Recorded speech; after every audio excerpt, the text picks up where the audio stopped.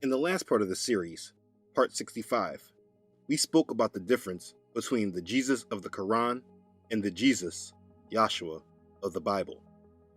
We saw clearly that the Jesus that the Quran speaks of was not the Yahshua HaMashiach of the Holy Bible. We see that they were only similar by name, but nothing else. And that's where much of the confusion occurs within Islam, when they believe that they are worshiping the same God. It's a part of understanding that needs to be understood when trying to comprehend these religious distractions. But Islam needs to be understood in order to understand much of the events that take place in history after it. From part 2 through part 57 of this series, we went through the scriptures in order to gain a foundation of the truth. But as we continue to go into history, we see less of the truth and more smoke and mirrors. We see the enemy strong at work through the centuries, working in men to help fulfill his goal and bring us to the exact point in time we are at today. Do you remember what Satan's goal is? It's to be like the Most High. And he has been working through men over the many centuries through secret societies, monarchs, and false religious structures to achieve this very goal. This is why there are secret societies, and his goal of being like the Most High is the major secret of their societies. Now, this subject that we will cover in this video is an important one.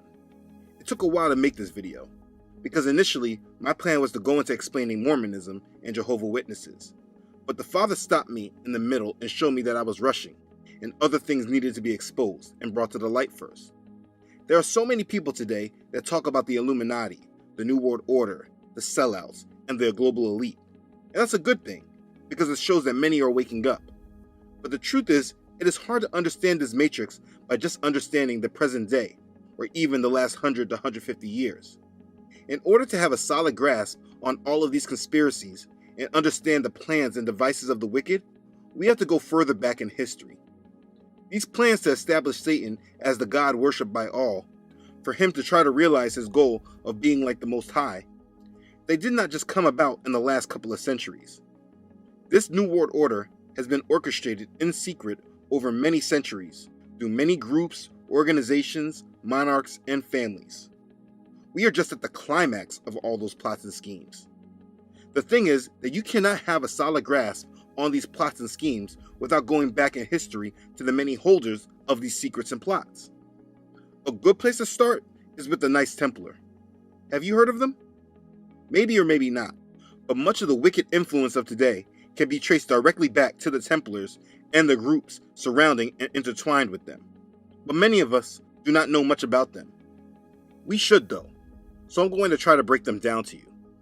Ephesians chapter 5 verse 11 says, "And have no fellowship with the unfruitful works of darkness, but rather expose them."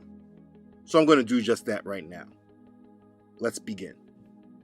Okay, so it's really hard to break this group down in one video, but I do not want to devote 2 videos to them, so I'll be condensing a lot of information. I have a lot of books on this subject, but for this video, I will be using a lot of information from the book Holy Blood, Holy Grail. They've done a massive amount of research and compiled it together, but the researchers are not on Yahshua's side. This is a good book to read if you have a solid foundation in the truth. This book is about the coming Antichrist side and his lie, and the Templars are a part of the foundation of this story. Dan Brown's The Da Vinci Code pulls a lot from this book. Anyone that attempts to say they know who the Antichrist is, I mean the ones that say Barack Obama and the Pope are the Antichrist, but they do not use any of the information from this book in their analysis, they are often very wrong. But I digress. The Templars are a subject that should be understood. It all goes back to when Islam begins gaining dominance in the Middle East. The Arab followers of the new religion of Islam declared a jihad, a holy Islamic war, against the Byzantine Empire. Just for some background, in the year 395, the Roman Empire was formally divided into the Western Empire, ruled from Rome, and an Eastern Empire, ruled from Constantinople. This Eastern Empire will be known by historians as the Byzantine Empire. In the year 622, Muhammad began to unite the Arab tribes into a powerful fighting force through his preaching of Islam. His most important act during his early years in Medina was to pass down a revelation giving permission to his followers to go to war against those identified as their enemies. According to Muslim scholars, this concept of jihad, or holy war, can legitimately be applied against injustice and oppression, or against the rejectors of what they feel is the truth of Islam. By the time of Muhammad's death in 632, he had unified the Arabs under the banner of Islam, a religion, as well as social, legal, and political institution, and they now had a justification in the name of their God for war and conquest. So like I was saying, the Muslims declared a jihad against the Byzantine Empire. In 636 AD, the army of Umar invaded Palestine, and by the summer of the following year, the army was encamped outside the walls of Jerusalem. In February of 638, after a 7-month siege, the Christians were forced to surrender to the Caliph Umar, the Muslim commander. Umar then goes to the Temple Mount called the Haram al-Sharif by the Muslims, the noble sanctuary, where his purpose was to search for relics, among them what he called the Mihrab, or prayer niche of David, which Umar heard the Prophet Muhammad speak of. Umar also had a temporary mosque built at the southern end of the mount, on the spot where the Al-Aqsa Mosque stands today. They started building the Al-Aqsa Mosque 60 years later. The Al-Aqsa Mosque is the third most holy site in Islam. It should not be confused with the Dome of the Rock, that is also in Jerusalem, which is the most famous Islamic site in Jerusalem. It is not a mosque, but a holy shrine for Muslims. Muslims believed the Dome of the Rock to be where the Prophet Muhammad ascended to heaven on his night journey. It was completed around the year 691. A note for all Bible deniers: if Jerusalem wasn't such an important place, none of this history that we are speaking about would have taken place there. Now, following the Arab conquest of Jerusalem in the year 638, the city's largely Catholic history likes to generalize it and say Christian, which has been a part of the major confusion surrounding the faith.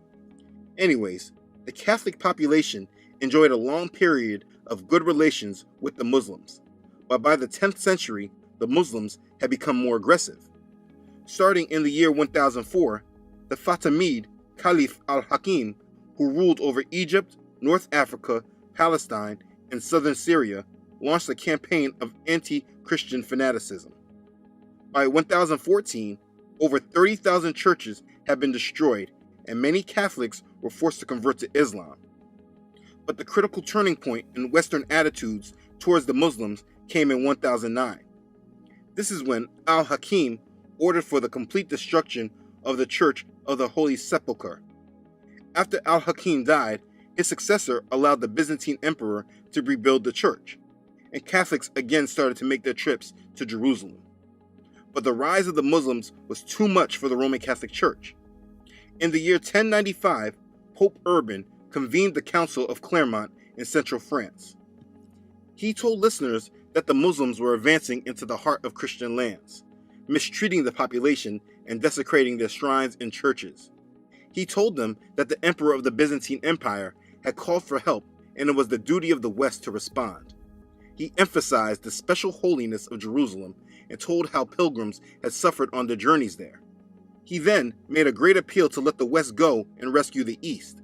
He said that the nobility should stop fighting one another and instead fight a righteous war, and on top of that, he said that for those who died in battle, there would be a remission of sins.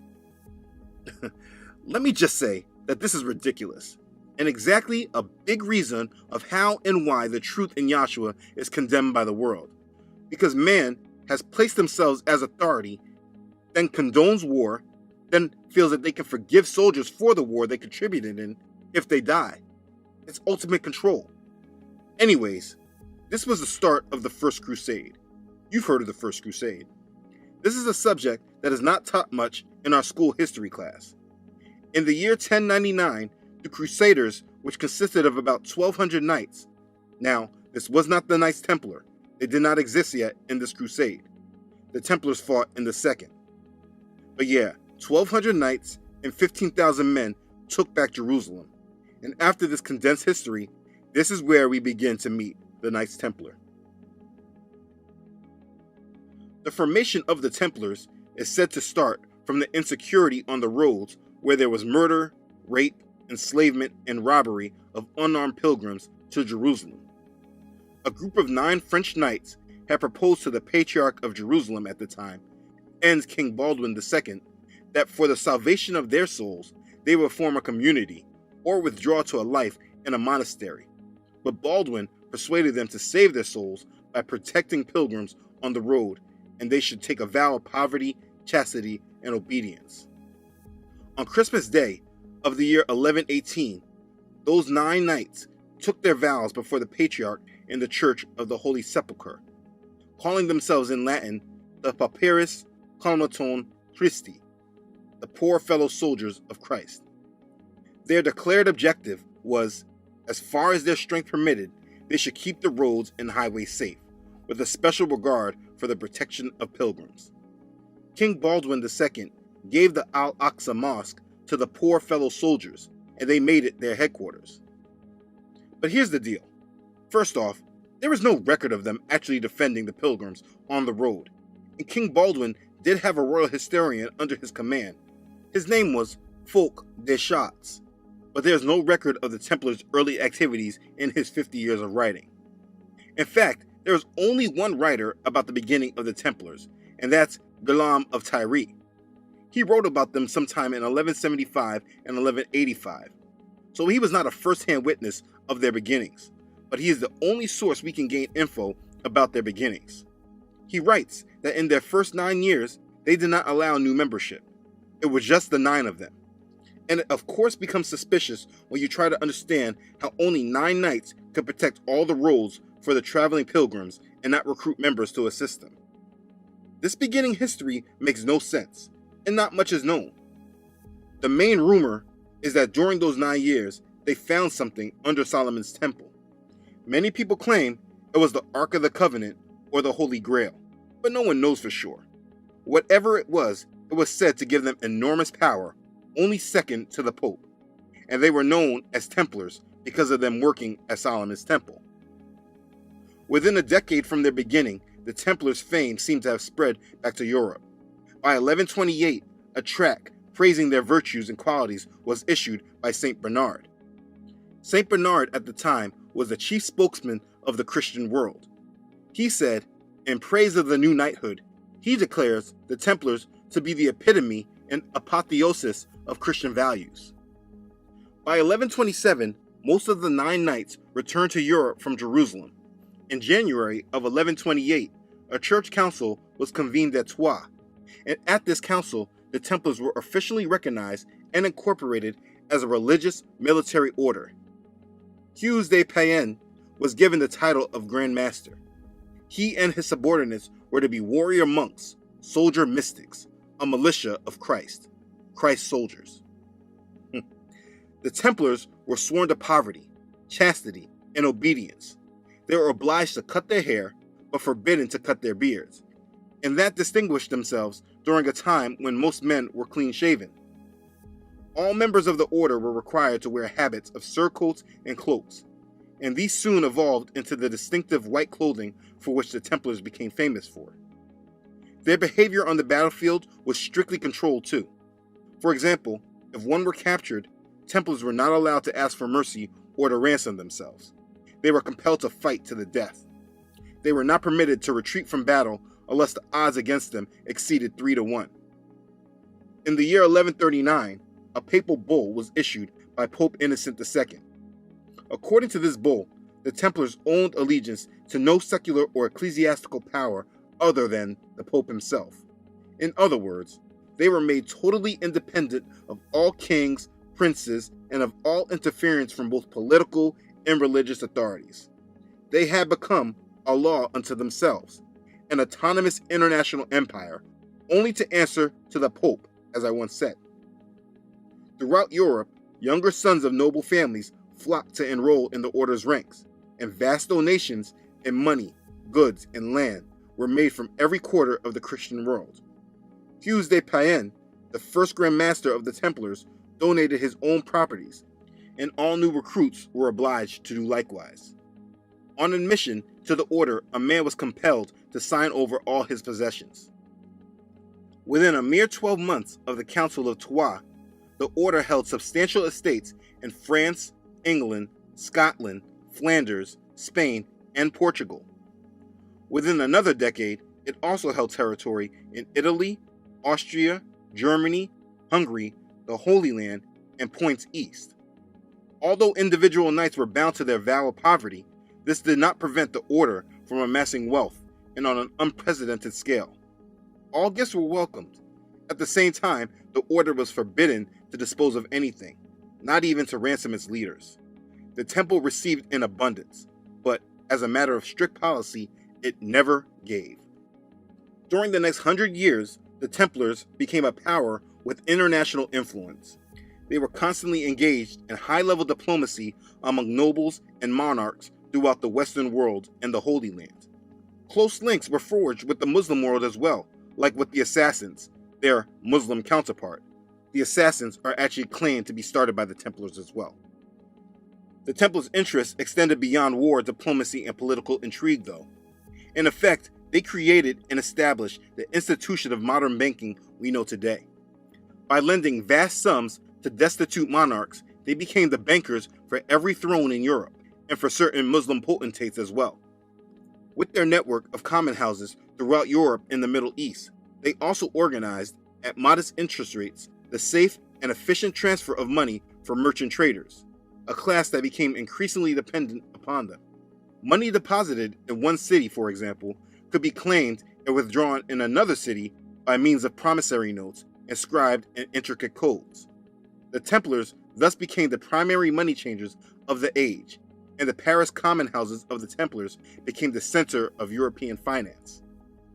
They enjoyed a strong monopoly on the best and most advanced technology of their age, the best that could be produced by armorers, leatherworkers, stonemasons, military architects, and engineers. They contributed to the development of surveying, map-making, road building, and navigation. They possessed their own seaports, shipyards, and fleet, a fleet both commercial and military, which was among the first to use the magnetic compass. So needless to say, they had amassed a great deal of power. By the year 1306, King Philip IV of France was extremely anxious to rid his territory of the Templars. They were much stronger and better organized than he could ever be. They were firmly established throughout France, and by this time, even their allegiance to the Pope was only nominal. Philip had no control over the order, and he also owed them money.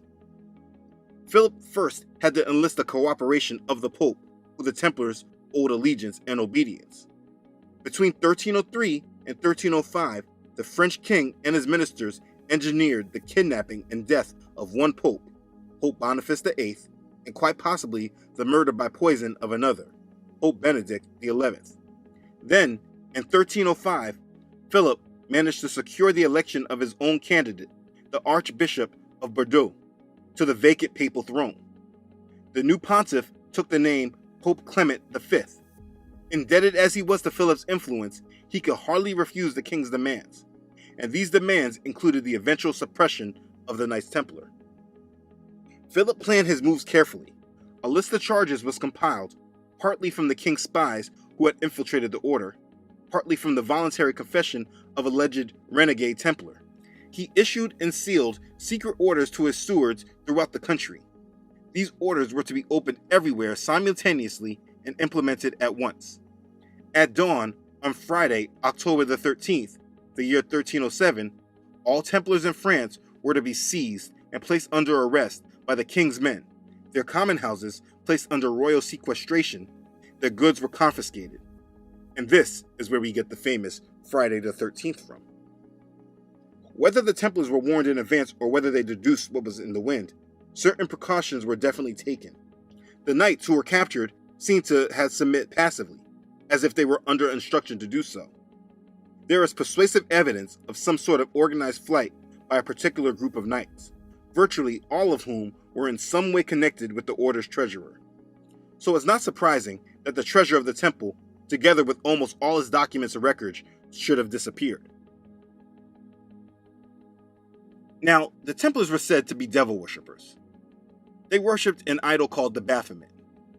At their secret ceremonies, they supposedly prostrated themselves before a bearded male head, which spoke to them and invested them with occult powers. Unauthorized witnesses of these ceremonies were never seen again, and there were other charges as well, which were even more vague. Accusations of infanticide, killing a child within a year of birth, or teaching women how to abort, also of obscene kisses at the induction of their new candidates, and also accusations of homosexuality.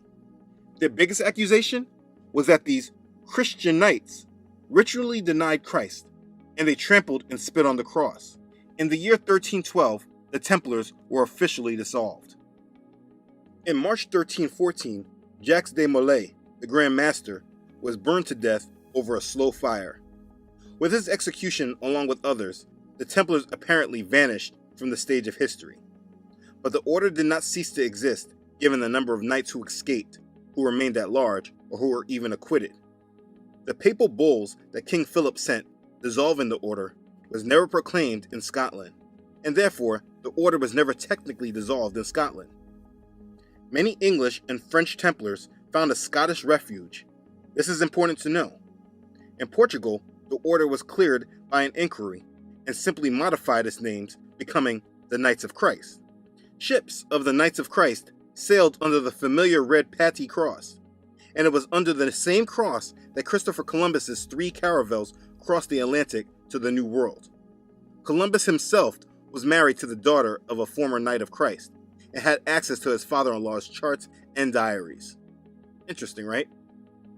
The Templars were presented in history as Christian soldiers who fought for the glory of Christ, but there was a dark side to them that was done in secret. They were sorcerers and magicians and alchemists. Many of the people that lived during their time shunned them, believing them to be in league with unclean powers. They were the beginning of the known black magic-based organizations that were brought to the light. They were also known to be guardians of the Holy Grail, which is very important to know, but we won't go in depth about the Holy Grail in this video. So with all this history, what is the significance of the Templars? They obviously are not a religion, so why am I speaking about them in this series? You see, the Templars are the beginning to what we know as secret societies. Now, I'm not saying that secret societies did not exist before the Templars, because that is not true. We have the Cathars, the Priory of Sion, and others. But the Templars are the most known, and they are the spark of the many secret societies that came about after they were set to dissolve. Remember how I said they were never dissolved in Scotland? Where do you think Scottish Rite Freemasonry comes from? You see, many Freemasons claimed the Templars as their predecessors. Certain Masonic rites or observances claim direct lineal descent from the Templar order, as well as authorized custody of its arcane secrets. Certain Masonic lodges have adopted the grade of Templar, as well as rituals and names and titles supposedly descended from the original order. The global banking dynasties, the elite families of the ages, all take upon certain characteristics of the Templars, and it's said that the wealth and secrets of the Templars were passed down and over to the elites, what we refer to as the Illuminati today. It's no coincidence that our current modern-day banking system was modeled after theirs. The Templars were the practitioners of black magic that became the foundation of many secret societies today, and we cannot understand the plots and schemes of the devil without understanding the groups and orders that he established among the ages. We, of course, will never know all of the secrets, but we can have an understanding so that we are not overtaken by their lies. Before we jump into the history of the more modern religions, we need to understand how they all got here in the first place. What we see with the Templars and the Church was the break between white magic and black magic. The Church being the white magic, and the Templars being the black magic. All the same goals, but the white magic did not approve of the black magic's method. So the black magic went underground and formed secret societies. They were no longer sworn monks like the Templars in public. They established themselves in society, becoming businessmen and scholars, thrusting themselves into the public world. But in secret, they pledged allegiance to dark black magic powers, and this is why they were secret societies. They hid from the Church. And if I did not give you a foundation of the Templars, the information following them would be incomplete. This series was made to inform you. The truth of the Bible and the gospel needed to be laid out first. But now we are moving into the lies of the enemy, and that's where all the other religions lie within. When we look at all the other religions and other lies, you almost always see the influence of these secret societies. So if I do not give you the background on them, many things may go past you. I want you informed and knowledgeable so that we weaken the hold of the devil, because he wants you blind, ignorant, and stupid. The other major part of the Templars has to do with the Holy Grail, but I cannot go into that without setting the stage. Freemasonry also needs to be understood, but I can't go into that without you understanding the Templars. They are the basis of understanding, the start of the secret societies, and if you want to understand where this world is heading, understanding the secret societies will assist you greatly. Through the Bible, we know where the world is headed. We understand the conflict, we understand the phases and the trumpets and bowl judgments that will be poured out. We understand the ending with the millennial kingdom. But one thing we do not understand is the enemy side of the story. And if we never look to what they have done throughout history in the darkness, we will be overtaken like many of us have been since birth. They have established great systems of communication and infrastructure, massive economic and political orders, religious structures that dominate the world. And without much of an understanding of the past, much of this history can go by the majority of us. The thing is that they write about these things. They do not completely hide their secrets. They just place them in books and then deter us from reading them. Why do you think the saying is that if you want to tell a secret, put it in a book? I'm not divulging some great information that the masses have not been told. I'm not a whistleblower. I've never been a part of any of these organizations. I've just been a student for many years, reading many books, reading many sources, and I now am trying to teach all the things that I've read and learned so that others have a strong view of the real world and not the fake one that we have been led to believe in. All the roots of the secret societies start here, when they came out into the public eye and began recruiting with the Templars. All the infrastructure of the secret societies, the wealth, the occult powers, they can all be traced back to the Templars.